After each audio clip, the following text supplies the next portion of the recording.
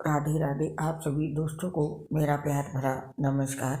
इस पोस्ट में दोस्तों जानेंगे पौष पुत्रदा एकादशी दिन के वर्जित कार्य और एकादशी के नियम के बारे में।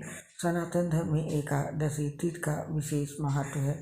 पौष माह के शुक्ल पक्ष की एकादशी तिथि को पुत्रदा एकादशी के नाम से जाना जाता है।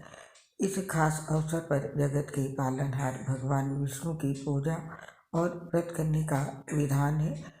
इस बार पौष माह में 21 जनवरी को पुत्रदा एकादशी है। मान्यता है पुत्रदा एकादशी के दिन कुछ कार्य करने की सख्त रूप से मनाही है, जिनको करने से साधक को जीवन में दुख और संकटों का सामना करना पड़ता है और भगवान विष्णु माता लक्ष्मी रुष्ट हो जाते हैं। साथ ही पूजा का पूर्ण फल भी नहीं प्राप्त होता है। इस विशेष दिन के संदर्भ में शास्त्रों में कुछ विशेष नियमों को बताया गया है, जिनका पालन करने से व्यक्ति सभी कष्टों से मुक्ति पा लेता है और कुछ कार्यों को करने की सख्त रूप से मनाही होती है। तो आइए पहले जानते हैं इस एकादशी व्रत के नियम।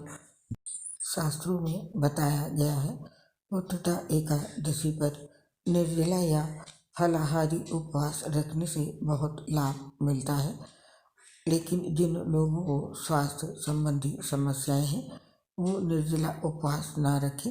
वो इस दिन फलाहारी व्रत का पालन करें और एकादशी व्रत रखने से पहले 10वीं तिथि से ही व्रत संबंधित नियमों का पालन करें।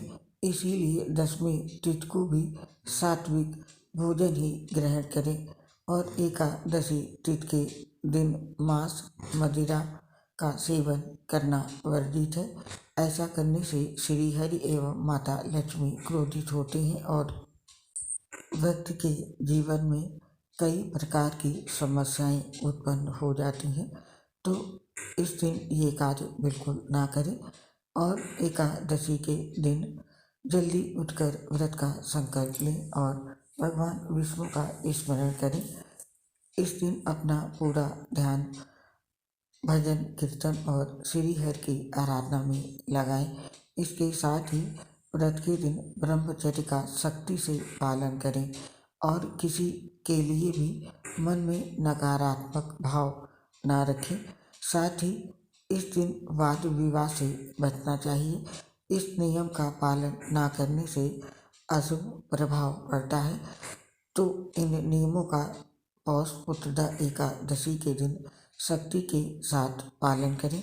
और अब जानते हैं पौष पुत्रदा एकादशी के वो कौन से कार्य हैं जो बिल्कुल वर्जित हैं।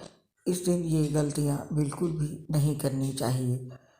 पुत्रदा एकादशी के दिन तुलसी के पौधे में जल नहीं चढ़ाना चाहिए।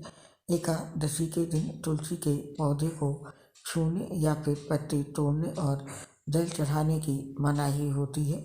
ऐसा करने पर माँ लक्ष्मी नाराज होती हैं और उसके साथ ही इस दिन यदि आप व्रत कर रहे हैं तो काले रंग के कपड़े ना पहने। विशेष तौर पर पूजन के समय काले कपड़े नहीं पहनना चाहिए। इसके साथ ही इस दिन घर पर तामसिक चीज़ें नहीं लानी चाहिए और न ही इनका सेवन करें। इसके साथ ही पुत्रदा एकादशी के दिन व्रत रख रहे हैं तो साबुन तेल आदि का इस्तेमाल ना करें। साथ ही इस दिन बाल धोना भी अच्छा नहीं माना जाता है और इसके साथ ही पुत्रदा एकादशी का व्रत संतान के लिए रखा जाता है। इस दिन बच्चों के साथ अच्छा व्यवहार करें।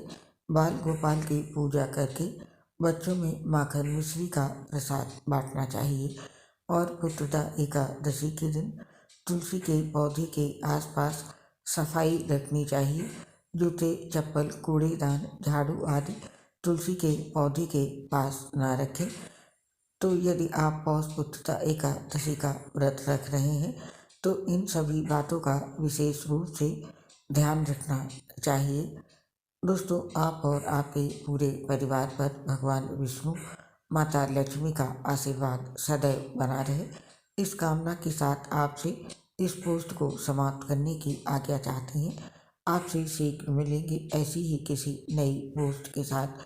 तब तक के लिए आप सभी लोग स्वस्थ रहें, प्रसन्न रहें और अपना ध्यान रखें। आपसे अपनी एक प्रॉब्लम शेयर कर रहे हैं। हम लीवर सोसिस सहित गंभीर बीमारियों से पीड़ित हैं, जिसकी वजह से पोस्ट बनाते समय दिक्कत आती है। सांस फूलने की वजह से आवाज़ क्लियर नहीं आती है। इसके लिए हमें क्षमा कर दें और अपना सहयोग हमारे साथ बनाए रखें। उम्मीद है आप हमारा साथ जरूर देंगे। आप सभी का बहुत बहुत धन्यवाद।